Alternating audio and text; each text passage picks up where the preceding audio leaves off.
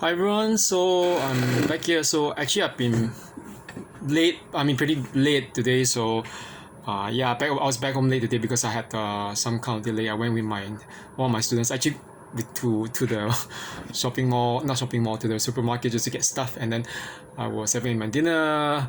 I was trying to do stuff and all the the various stuff like relaxing, watching some TV, some K drama and whatever, and I just wanted to like Korean drama and everything. So I just want to talk a little bit more about this whole thing, this concerning living life unapologetically, right after you actually get out of a narcissistic relationship or situation.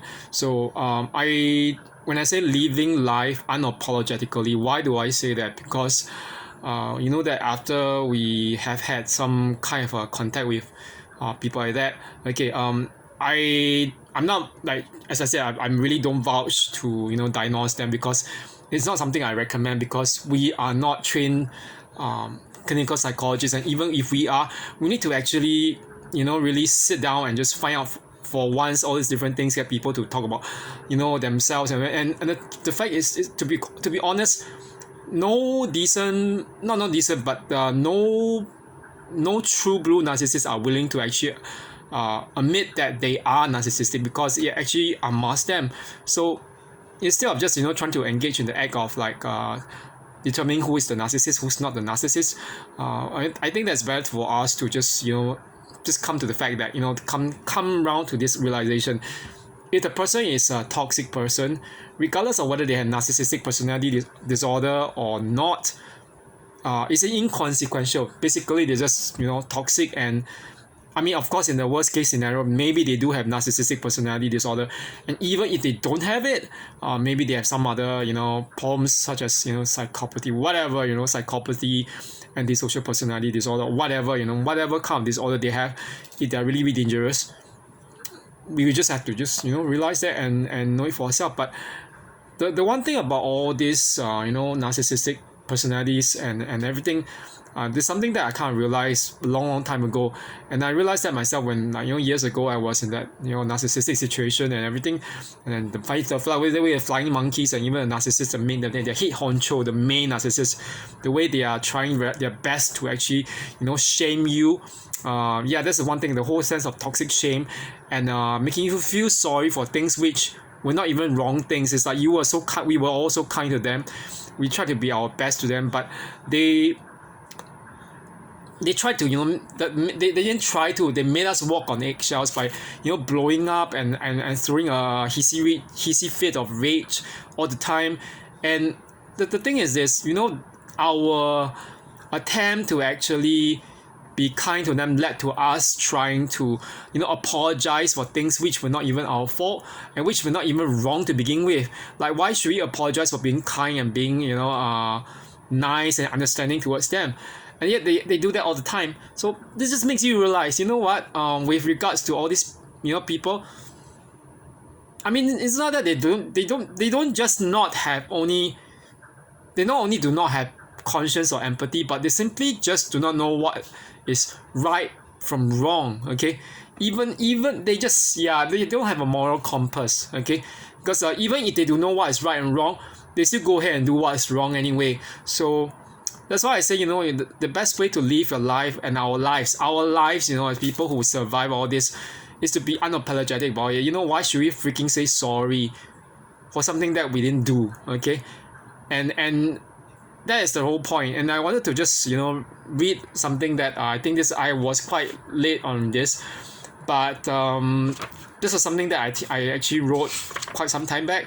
It was actually on the 27th of February. Yeah, so it's actually a few weeks ago, and during in just right before the end of the month, and was it, I think sometime around the Lunar New Year period.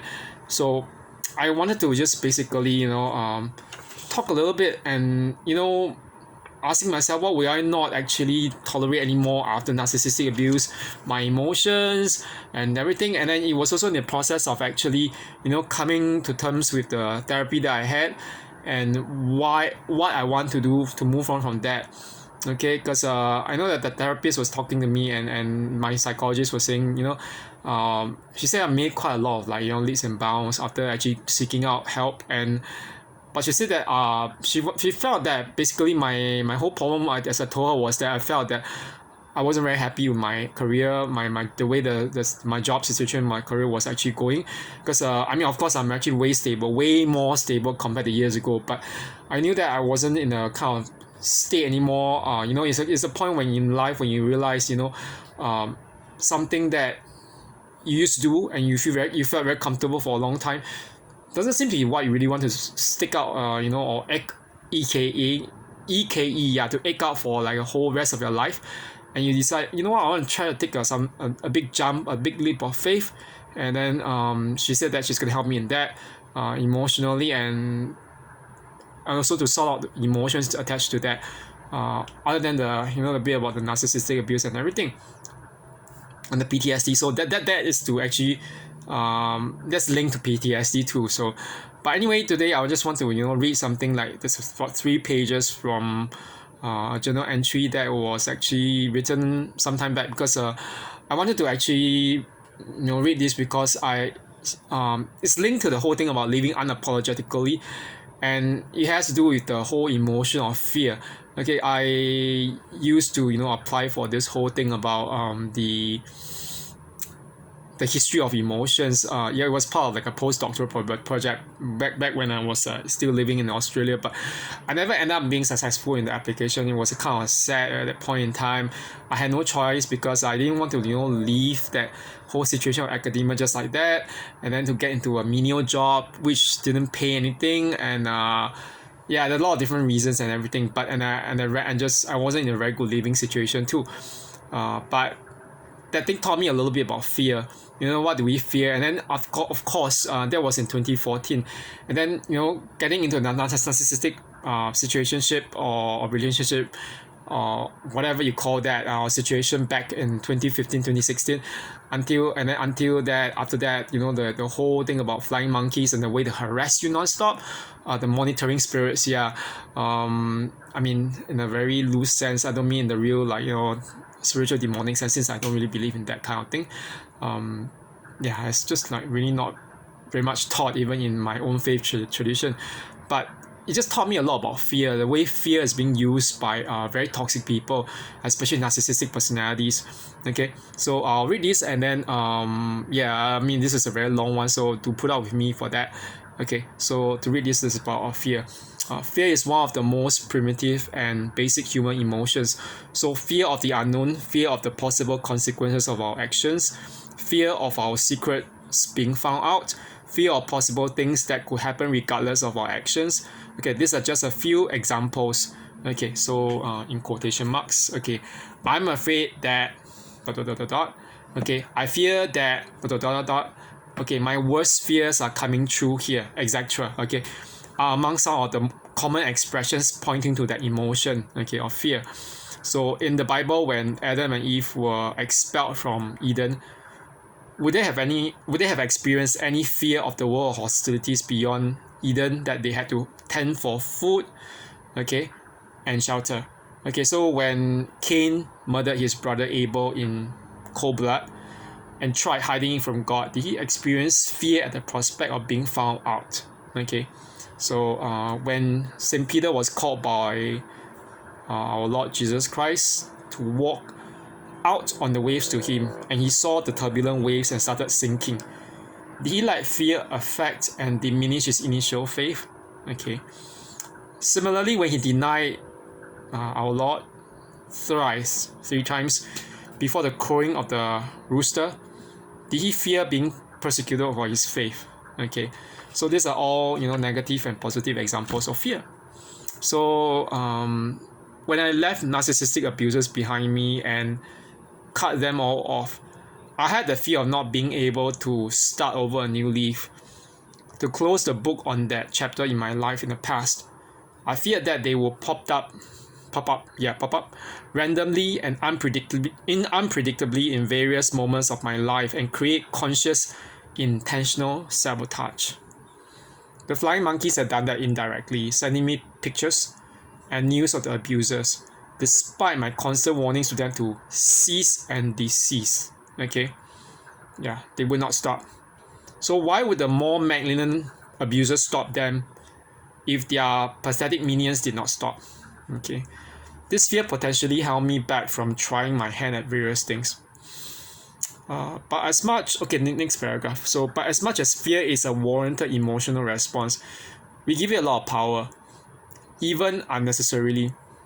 My fears are my mind trying to register the threats to my safety and peace. I deserve to live my life free of such fears. The crippling fears I had were of re-encountering the former abusers and their flying monkeys at venues such as, okay, for example, the competition venue of the shows I will be participating in, okay, or being subject to virulent smear campaigns replete with various lies and far-fetched stories that will last indefinitely, and possibly extended harassment online and in real life. Okay, that was the extent of the fear I had. But when I went ahead to compete that was in February 2022 and December 2022, that was only the beginning of the signs of resistance to fear. So, to resist fear, we go ahead and do what we ought to do, and what we feared doing. Okay, that's what we were always, taught in counseling and psychology, that, if someone doesn't want you to do it, then you should, go ahead and do it anyway. If you know that is good for you. Okay, so the friend and coach Rob, who prepared me for the shows, okay, had actually commented on an Instagram post for February 2022, in which I mentioned my fears, okay, stating, "I'm glad that we worked together and managed to slay some demons along the way." Yeah, that was exactly what he said. He said, "I'm glad that we worked together and managed to slay some demons along the way." Okay, and so I realized this one lesson. Resistance to fear is the beginning of resistance to narcissistic abusers. Okay, the participation in 2 shows in 2022 was only the beginning. Okay, what do I mean? Why do I mean that? Okay, I traveled to South Korea twice in 2022 too. Okay, one that was once in February 2022, and another time over late December 2022 into sometime in mid January 2023. Okay, and then I traveled once to Taiwan in August 2023, and then in December 2023 over into January, I think sometime around early to mid January, 2024, this year, to Georgia and Armenia. So traveling to the places I want to is also resistance, and active resistance, real active resistance. So I hope that this will actually just, put some perspective. You know what? If you want to live your life unapologetically, go ahead and do things that you want to do. The thing is, narcissists don't want us to do things that we enjoy. Okay, if we fear that we're going to encounter the narcissist and a narcissist, okay, pro, and they're flying monkeys, all these occasions when we actually enjoy something and still do, you know what? Regardless of that, you face your fears straight on. Find ways to prevent the fears from getting to you. Okay, because you know what? If we were just give up like that, we'll never get to do it again. And then when we do it later, it won't be the same. Okay, we might have lost out on one opportunity or different opportunities in life. Okay, so so this is what I'm going to actually just reiterate. Live life unapologetically. Okay, do the things you want to do, and regardless of other people. And you know what? Screw it with the feeling of fear. Conquer your fears. Slay those demons of fears. Okay, so I hope everyone has a good one. Okay, so I got to go off soon, and have a good one, everyone. Okay, so and Good Friday is this coming Friday. So for those of us who are Christians, me included, I'm actually going to go to church and to I haven't been to church for quite a while. I mean, the last time was this Greek Orthodox service, and then this coming one, I'm actually going to a Ukrainian yeah, it's a Western Rite Orthodox church, which was actually affiliated to some Ukrainian Orthodox church, but in Kiev. But you know what? I'm just kind of looking forward to it because I mean I've been wanting to get back to church, and you know what? God helps me to conquer these fears. Okay, that's what I'm very sure about. Regardless of what people say, I'm also going to be unapologetic about my faith because you know that when I was a Christian, when I was even during a narcissistic, I've been a Christian for a long time. I realized that when I was with all the surrounded by all these narcissistic abusers, one or two of them, your friends, the flying monkeys, everything. They don't tell you that they have issues with you being Christian, but they love to take it out on you. And every time, there's something like about your faith that comes up that is what they don't really like.